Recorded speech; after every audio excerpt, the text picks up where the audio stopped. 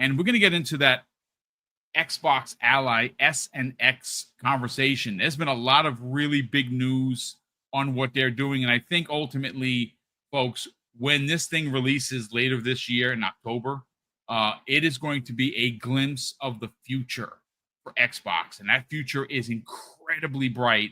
And it's going to be so different than your standard years before it, where you just went and you got a box and it did what it always does and it played games and you had the arguments of P versus P, and 1080p makes you a good gamer or doesn't, stuff like that. That's all going out the window. Xbox is changing the game literally again. Gentlemen, I want to move into the conversation of hardware.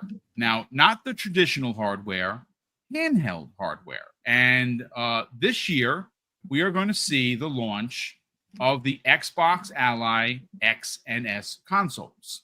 We pretty much know everything about these consoles. And even though we have a lot of information, some new information has come out about what they're going to be doing. We'll get to that in a second. But the only thing we don't know are the two, and they're kind of important pieces of information, to be honest with you, is, of course, the price and when the pre-orders go live. Now, again, it's supposed to launch in October. September is over the weekend.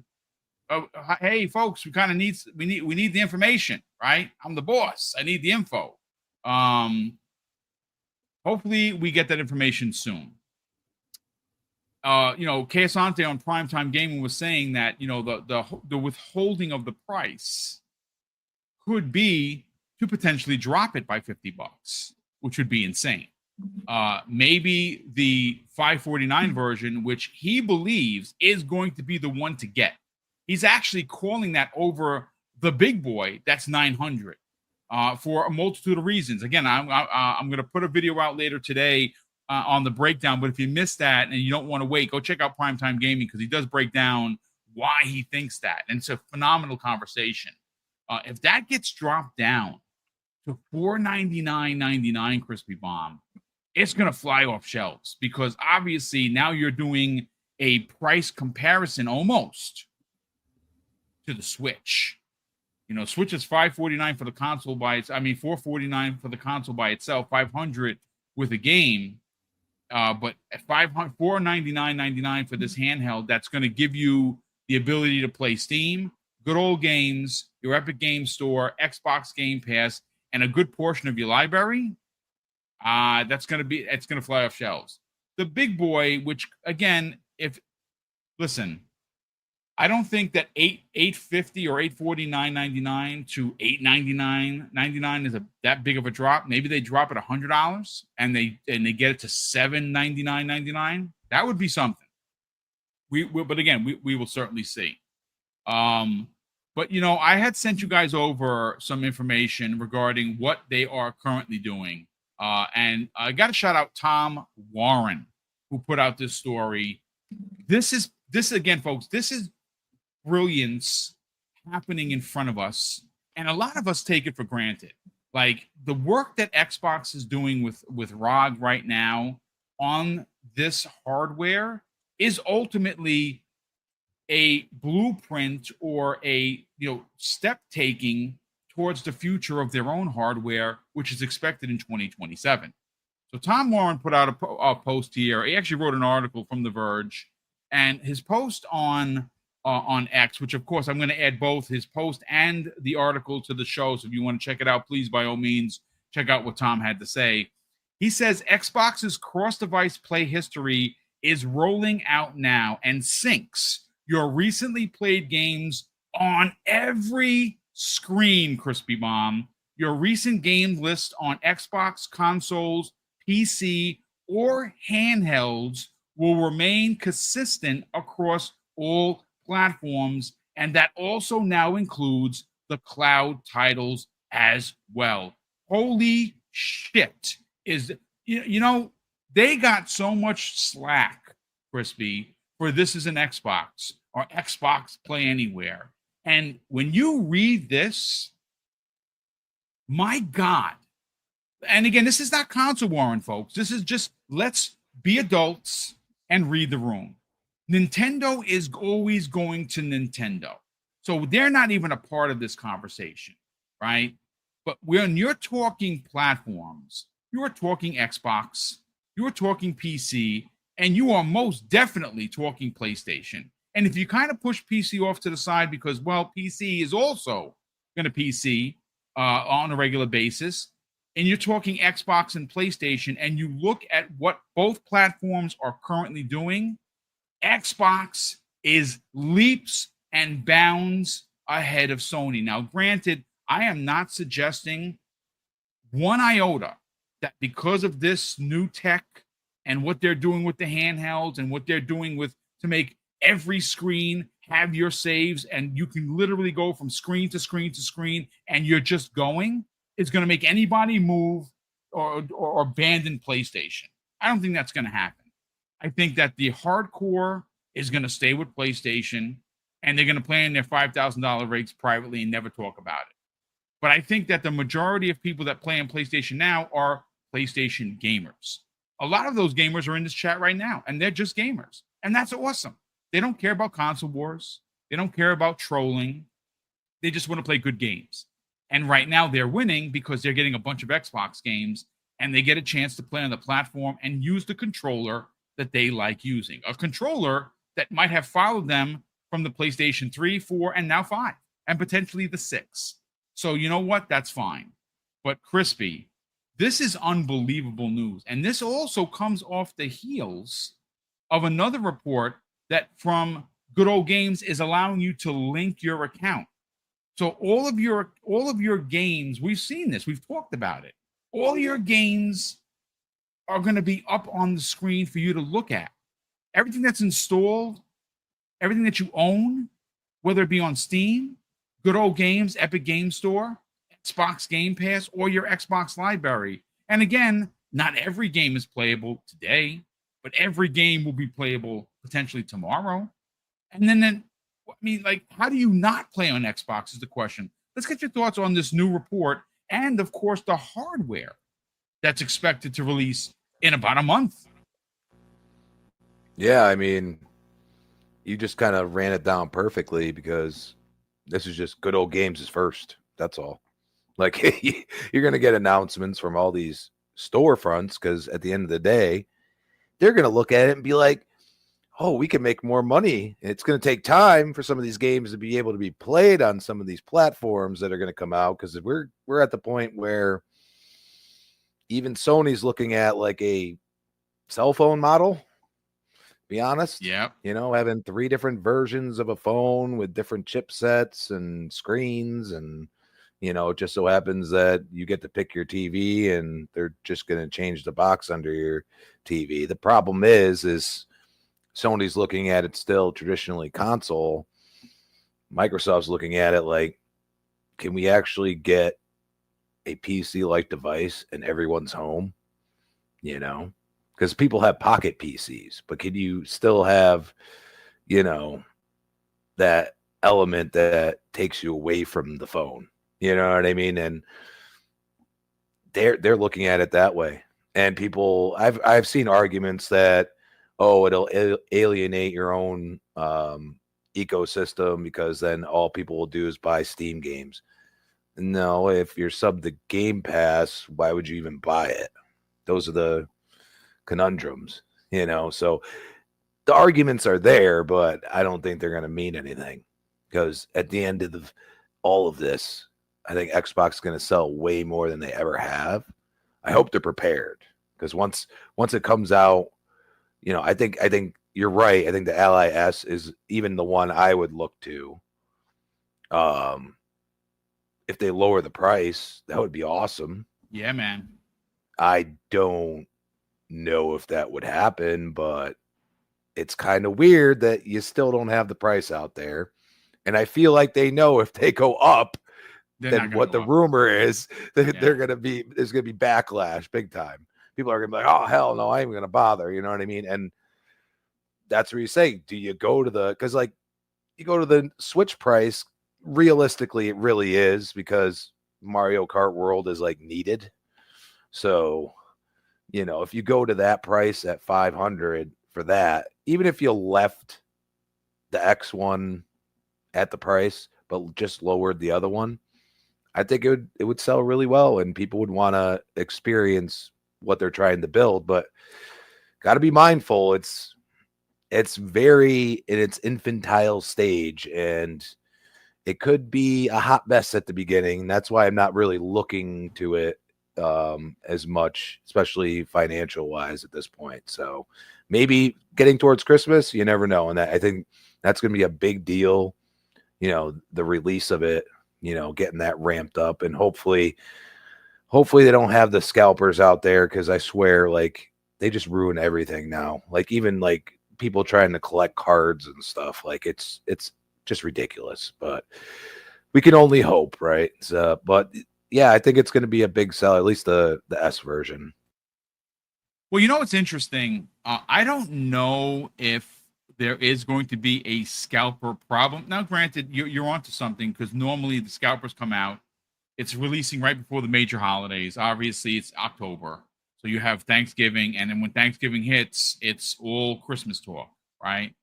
But interestingly enough, we got the information, Fuzzy Belvedere, from Sarah Bond, that they were going to be releasing these consoles would be releasing in 34 regions around the world, not just in America.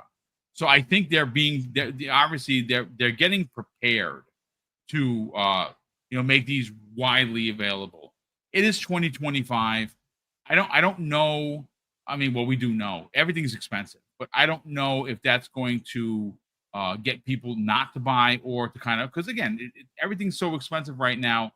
People may not have the spendable money, right? Especially for a $900 handheld. Now, there is an enthusiast group out there that's not going to care, right?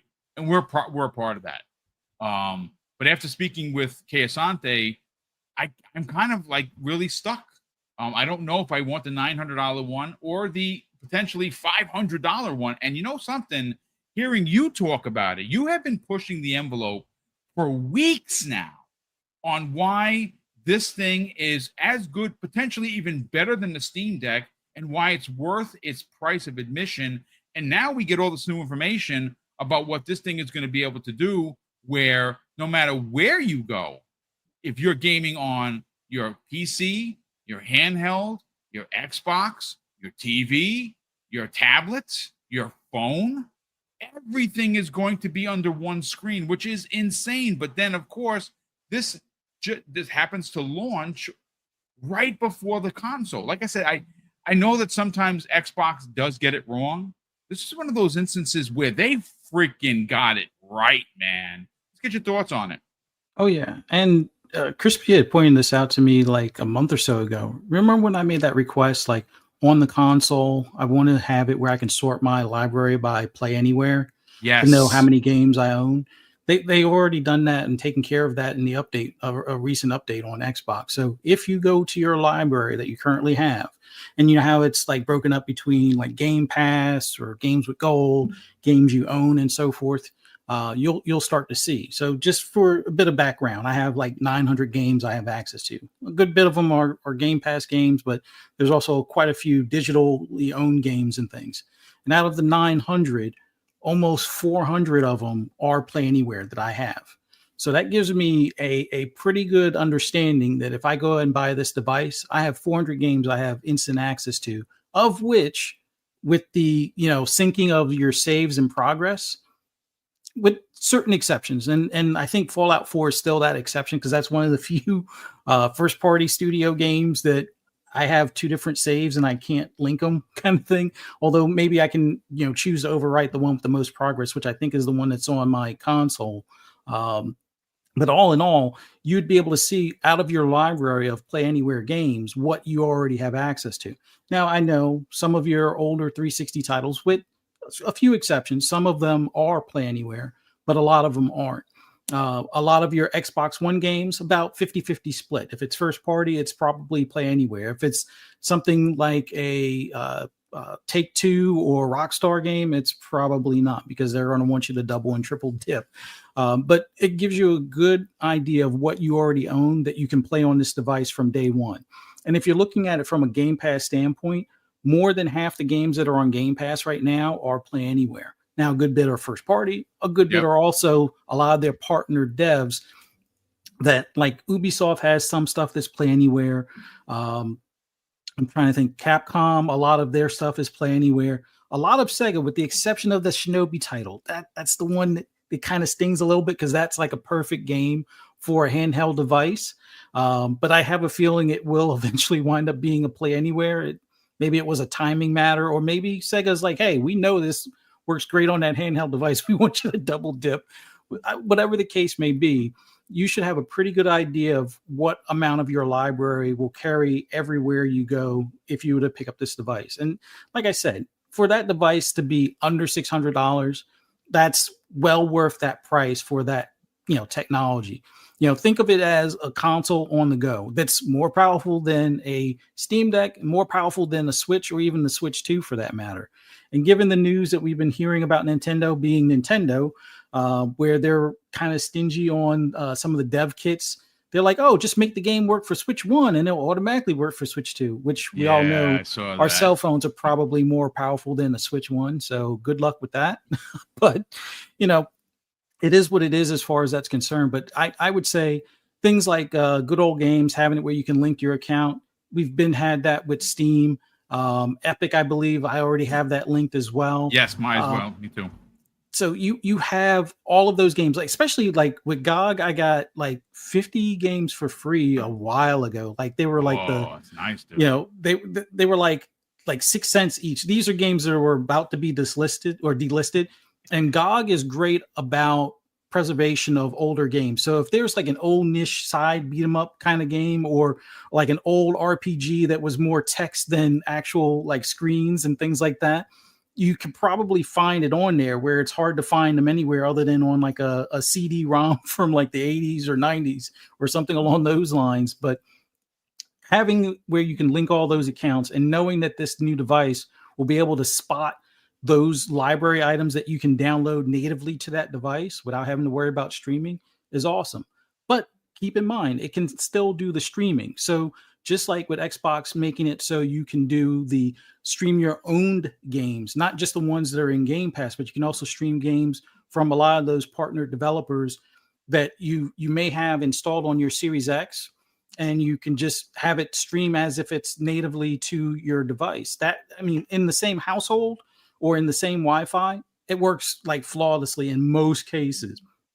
Unless you got a whole bunch of people on your Wi-Fi, then that might be part of the problem. If you got 15 devices per router, then it might struggle a little bit. But if you have a decent setup, shouldn't be any problem. Now, what I usually wind up doing is some of the games I have installed on my Series S that I take on the road when me and the wife are on set filming or at a horror con or something along those lines. I'll have some of the bigger games like Call of Duty that's like 400 and some odd gigs, and I don't feel like taking up half of the card extended card thing that's on it. I can stream that from my Series X because I leave that in sleep mode, and it streams it pretty good. And that's even on like 5 to 8 megabit per second internet at the hotel versus my gig up and down at the house. So it works well. You can play things much like you can with a PS Portal kind of deal in that regard. But as far as the stuff that's native, like I said, if more than half your games or pretty close to half your games are part of that Play Anywhere initiative, you'll have access to them by installing them natively on that device. And with the saves being synced in a majority of the cases, like I said, if you're a fan of Starfield and you always wanted to take Starfield on the go, or you wanted to do the same thing with Forza Horizon, you're already covered. Same thing with Gears. All the Gears games, all of your saves are going to be covered. So if you're like, and I always use this example because I take my car in for service, or if I'm at BJ's in the line waiting for other people to scan their stuff, I can break out that device while I'm waiting in line kind of thing, because it can take a while to unload a cart and reload it and so forth type of thing. So I would say I'm looking forward to what they do with the pricing. If they lower it $50 lower than what they initially said, or if they get the big boy up to like just at the $800 mark, that would be ideal. Yeah. I know 800 is a lot for a lot of people, but considering the tech, like you could spend $1,100 to $1,500 on a pre-built computer and not do much better than what that device can do. And keep in mind, that's portable, which you can still hook to a hub, still hook it to a monitor, still wire in a mouse and keyboard to that, and be on par with that $1,100 to $1,500 device. Now, from a visual standpoint, you might be able to squeeze out 1440 to 4K on that $1,500 standalone PC, but you're probably running a Ryzen 5 chipset, which this would be more on par with something set closer to an R7 or a Ryzen 7 setup, but on a mobile standpoint. So there's a lot of great tech in these things, and I would say for the mass majority that are just looking for gaming on the go, or having it where, if their Xbox is also their streaming device for the household, and the kids or the spouse wants to watch a TV show, but you want to game, this would be a good alternative. I mean, if you're not, sitting there watching the movie with them. But all in all, I would say if they knock out these prices where we kind of think they will, this is going to be one heck of a thing to get. And for the holidays, I would say definitely consider it. And if 800's too high out the price range, the $500 to $550 price range for that other device, I would say it's better than what we wanted for a portable Series S by a good bit. So nice. Just keep that in mind.